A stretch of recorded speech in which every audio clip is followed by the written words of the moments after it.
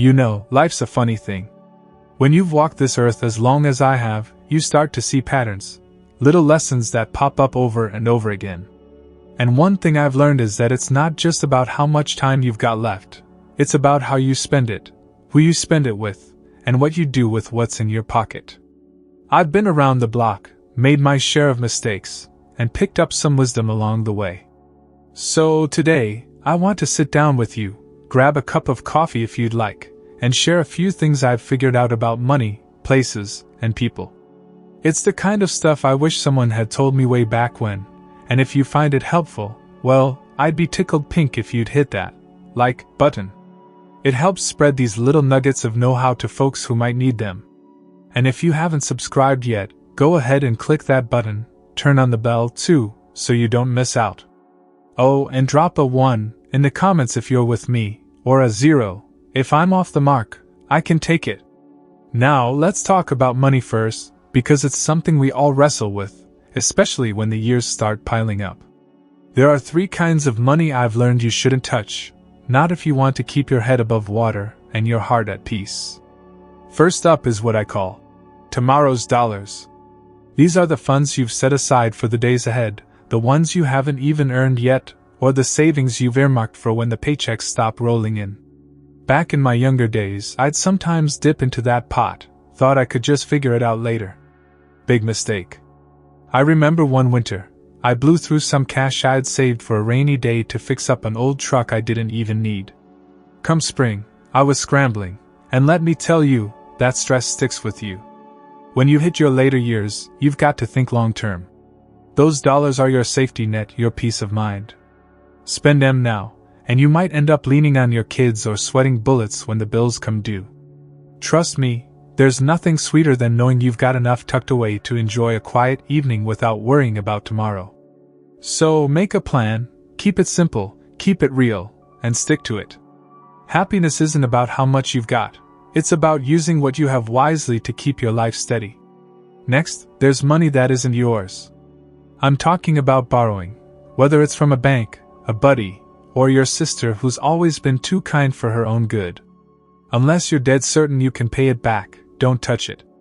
I learned this the hard way years ago when I borrowed a chunk from my pal Tom to cover some unexpected roof repairs. I figured I'd square it up quick, but work dried up, and I couldn't. Tom didn't say much, but I could see the disappointment in his eyes, and it ate at me. Those bonds we build with folks, family, friends, they're gold, especially as we get older. They're built on trust, and when you can't keep your word, that trust cracks. Money comes and goes, but a friend's faith in you? That's tough to rebuild. Plus, carrying debt when you're supposed to be kicking back and enjoying life. It's like hauling a sack of bricks on your back. In my book, it's better to say, no thanks, upfront than risk your honor or your peace. So let's pick up where we left off with that third kind of money you shouldn't mess with, what I call empty dollars. These are the bucks you either chase down the wrong way or throw at stuff that doesn't mean a darn thing in the grand scheme. When I was younger, I got caught up in a scheme once. Nothing illegal, mind you, but it wasn't honest either. A guy promised me quick cash if I helped him push some shady deals. I made a little, sure, but it sat heavy on my chest like a bad meal. And then there were times I'd splurge on junk, fancy gadgets or clothes I didn't need, just to feel like I was keeping up. Looking back, it was all smoke and mirrors. Those empty dollars don't last, and they sure don't bring you peace. There's an old saying I heard growing up. Ill-gotten gains never stick around. And it's true, money can buy you a shiny toy, but it can't buy a clear conscience or a happy heart. By the time you're my age, you realize piling up cash for the sake of it is a fool's game. I've seen folks chase that dragon right into their sunset years, and they end up with a fat bank account and a hollow soul. Me? I'd rather have less and sleep sound at night. Use your money for what matters, things that line up with who you are and what you value. That's the real treasure, the kind that keeps your life steady and your spirit light. Now, let's shift gears a bit and talk about places. You see, where you spend your time matters just as much as what you spend your money on, especially when you're looking to make these years count. There are a couple of spots I've learned to steer clear of, and the first one's what I call trouble corners. These are the places full of noise and nonsense. Think busy joints where folks are always arguing, gossiping, or stirring the pot. I used to hang out at this little diner down the road where every conversation turned into a shouting match about politics or who wronged who. It was entertaining for a minute until it wasn't.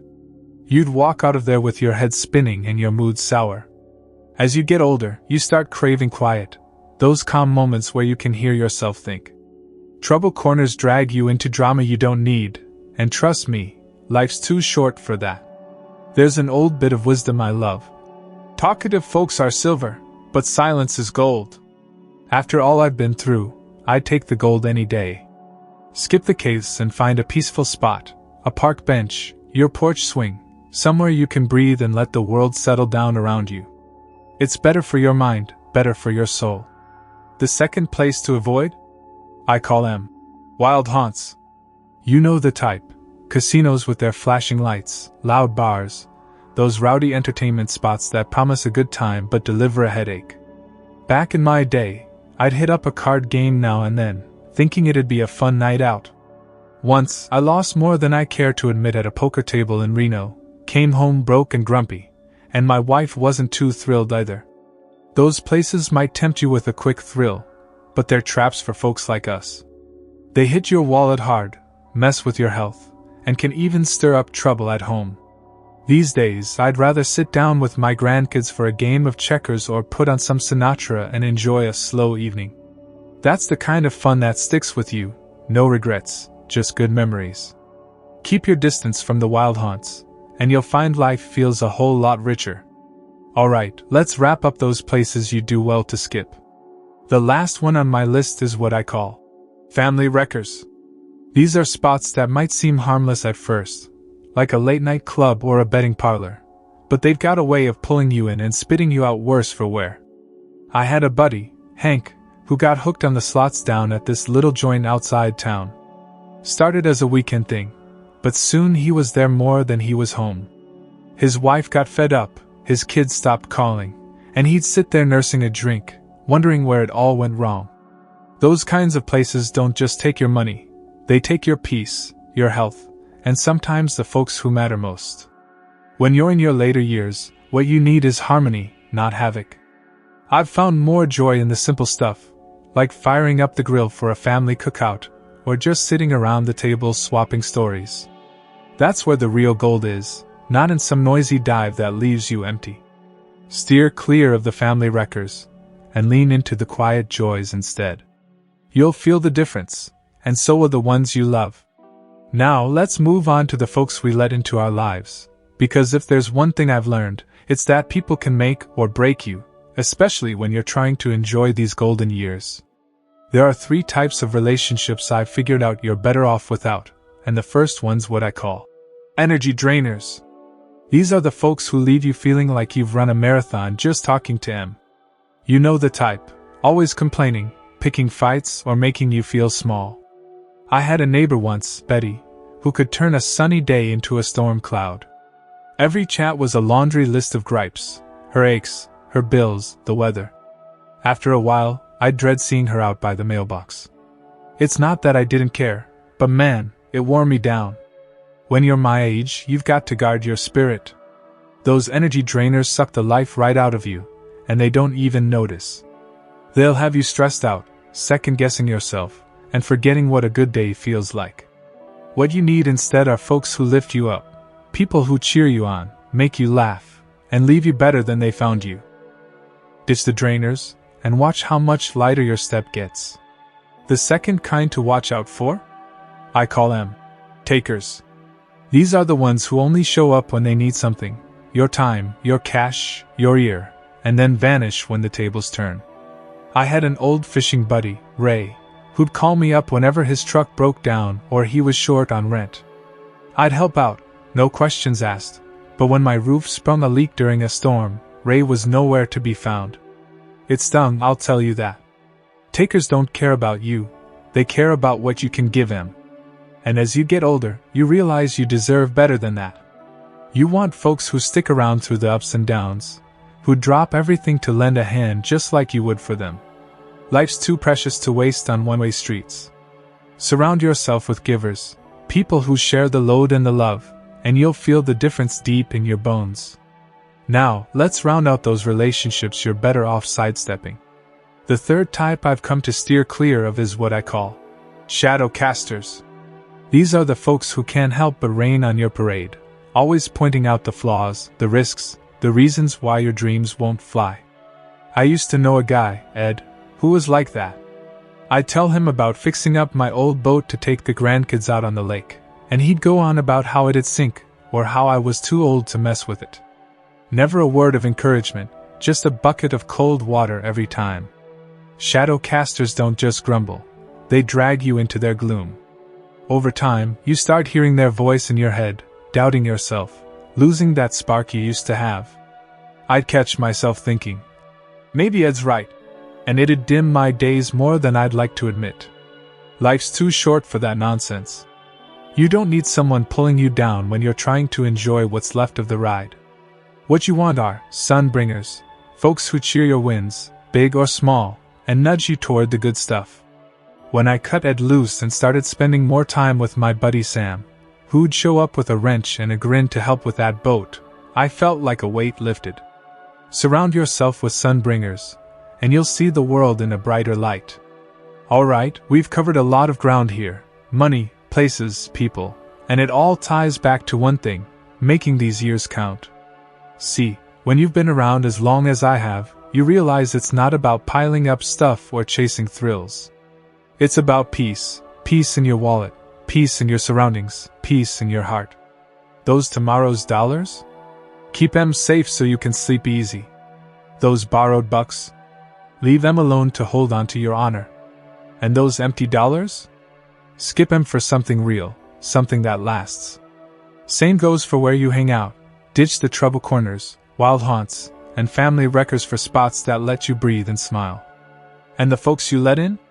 Say goodbye to the energy drainers, takers, and shadow casters, and make room for the ones who fill your cup. That's the recipe I've found for a good life, one where you can sit back, watch the sunset, and feel like you've got it figured out, at least a little. I reckon it's worth thinking about how this plays out in your own days. Maybe you've got a stash you're tempted to dip into for something shiny. Resist that urge, friend. Or maybe there's a spot you keep wandering into that leaves you frazzled. Try a quieter path instead. And those folks who drag you down, you don't owe them your time. I've had to learn that the hard way, letting go of people I thought I'd keep forever. But once I did, I found space for the good ones, the ones who'd sit with me on the porch, swapping tales and sipping lemonade. It's not always easy to make these shifts, but it's worth it. You start to feel lighter, like you're shedding old skin for something new. And that's what these years are for, trimming the fat and keeping the gold. Stick to that, and you'll find yourself grinning more than you expected. You know, it's funny how these lessons all weave together when you step back and look at them. Keeping your money in check, picking the right spots to spend your days, and choosing who gets a seat at your table. It's like tending a garden. You've got to prune the weeds so the flowers can bloom. And let me tell you, when you're in your later years, those blooms are what make it all worthwhile. I've had my share of tangled patches over the decades, times when I spent too much, hung out in the wrong places, or let the wrong folks stick around too long. But once I started sorting it out, life got a whole lot sweeter. It's not about being perfect, it's about being smart with what you've got left. So, let's dig a little deeper into how you can make this work for you, because I figure you're here for more than just my old yarns. You want something you can use. Take those tomorrow's dollars, for starters. It's tempting to think, oh, I'll treat myself just this once. But that's a slippery slope. I've seen it with my own eyes, folks who cashed out their savings for a big trip or a shiny car, only to end up pinching pennies when the roof started leaking. Me, I keep a little notebook now, nothing fancy, just a tally of what's coming in and what's going out.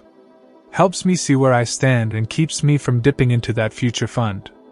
It's not about being stingy, it's about knowing I can sit on my porch with a cold glass of tea and not a worry in the world. You try it, scribble down a plan, stick to the basics, and watch how it frees you up. That peace of mind? Worth more than any gadget you could buy. And those places we talked about, trouble corners, wild haunts, family wreckers, they're like quicksand for your soul. I used to think I needed the buzz, the excitement, but it always left me drained. These days, I'd rather take a walk by the creek near my house or sit in the backyard with the radio on low. One time, I swapped a night at a noisy bar for a quiet supper with my daughter and her kids, best trade I ever made. The laughter, the stories, the way those little ones lit up over a slice of pie, that's what sticks with you. So, next time you're itching to head somewhere loud or risky, pause and ask yourself, is this gonna lift me up or wear me out? 9 times out of 10, the quiet choice wins. Give it a shot, find your own creek or backyard spot, and see how it settles your spirit. As for the folks in your life, it's the same deal. Those energy drainers, takers, and shadow casters, they're like static on your radio, messing up the tune. I've had to turn the dial a few times myself. There was this one fella, used to call me up just to gripe about his troubles, never once asking how I was holding up. Took me too long to realize I didn't have to answer that phone. Now I keep my circle small but bright. People like my pal Sam, who'll sit and fish with me all afternoon, or my neighbor June, who brings over a plate of cookies just because. They're the ones who keep the music playing, you know? So, take a look at who's around you. If they're dimming your light, it's okay to ease them out. Make room for the ones who turn up the volume on your happiness. #### part 6, 3000 characters. Let's keep this rolling, because I reckon we're onto something good here. When you start putting these pieces together, handling your money right, picking spots that soothe instead of stir, and keeping company with folks who light you up, it's like tuning an old engine. Everything starts humming along smoother. I've had plenty of days when I didn't have it figured out, when I'd toss cash at problems or waste time with people who didn't give a lick about me. But once I got the hang of it, I could feel the difference. Like the air got clearer, the load got lighter. And that's what I want for you, too, not some pie-in-the-sky dream, but a real, down-to-earth way to make these years shine. Take that money bit, for instance. Avoiding those empty dollars, whether it's cash you didn't earn fair or stuff you're blowing on nonsense, takes a little grit. I remember a time I almost fell for a slick salesman pitching some get-rich-quick nonsense. Sounded good over a cup of coffee, but deep down, I knew it wasn't right. Walked away, and I'm glad I did. Heard later he skipped town with a bunch of folks' savings. Point is, you've got to keep your compass straight. Ask yourself, is this worth it? Does it fit who I am? If it's just flash with no substance, let it go. Spend on what keeps your life steady. Maybe a comfy chair for your reading nook, or a little something for the grandkids. That's the stuff that warms you up inside, not some fleeting thrill that leaves you cold. And those places we've been talking about? It's all about finding your rhythm. Ditching the wild haunts and trouble corners isn't about hiding away. It's about choosing what feeds your soul. I used to drag myself to every loud shindig in town, thinking I'd miss out if I didn't. But one summer, I skipped the county fair's racket and took my old dog Rusty for a walk instead. Sat by the pond, watched the ducks glide by, and I swear it was the best afternoon I'd had in years. You don't need the noise to feel alive, just a spot where you can be you. Maybe it's your garden, a library corner, or a bench at the park. Find it, claim it, and let it be your sanctuary. It'll do wonders for your ticker and your temper. Now the people part. That's where it gets real personal.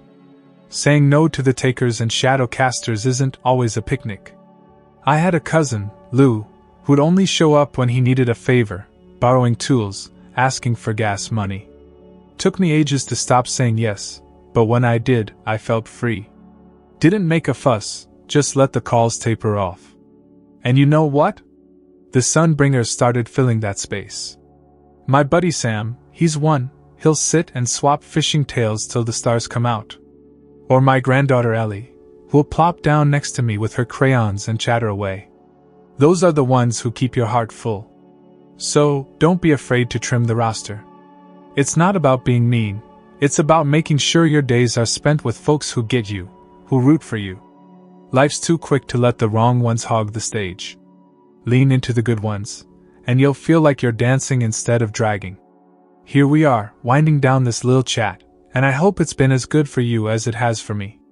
All this talk about money, places, and people, it's really just a roadmap to keeping your days bright and your heart easy. I've stumbled plenty in my time, spent cash I shouldn't have, lingered in spots that wore me thin, and hung on to folks who didn't deserve the space. But figuring this out? It's like finding the sweet spot on an old guitar. Once you hit it, everything sings. And that's what these later years can be, a song worth humming, if you play it right. So let's tie it all up with a bow and send you off with something to chew on. Those dollars we've talked about, tomorrow's, borrowed, empty, keep them in line, and you'll thank yourself later. It's not about locking your wallet tight, it's about spending smart so you've got room to breathe. I keep a little jar on my shelf now, not much, just enough for a rainy day or a treat for the family. Keeps me grounded, knowing I'm set without fussing. You can do the same, stash a bit aside, skip the fluff, and spend on what keeps your life humming. That's the trick to waking up with a grin instead of a groan. And those places? Stick to the ones that feel like home, not a circus. I've traded the wild nights for quiet mornings, coffee on the deck, watching the birds flit around. Beats the heck out of a hangover or a lighter wallet. You've got your own version of that, I bet, a corner where the world makes sense. Lean into it. Let the trouble corners and family wreckers fade into the rearview. Life's better when you're not dodging drama or chasing a buzz that doesn't last. Find your peace, and hold it close. As for the folks you let in, that's the heart of it all. Ditch the drainers, takers, and shadow casters, and you'll feel like you've shed a winter coat in spring. I've got my crew now, Sam with his fishing rod, June with her cookies, Ellie with her giggles, and they're worth more than gold. You deserve that too, people who see you, lift you, make your days richer. Don't waste another minute on the ones who dim your shine. Life's a short dance, and you ought to spin with the best partners you can find. So, there you go, my 2 cents from a fella who's been around the block. I hope you'll take these bits and run with them, tweak them to fit your own road. Try keeping those dollars safe, picking spots that calm your soul, and surrounding yourself with folks who bring the sun. Share how it goes. I'd love to hear your stories down in the comments, your own tricks for making these years glow. And if this struck a chord, give it a like, and hit subscribe so we can keep swapping wisdom. Thanks for sitting with me through this, it's been a pleasure. Here's to more good days ahead, and I'll catch you in the next one.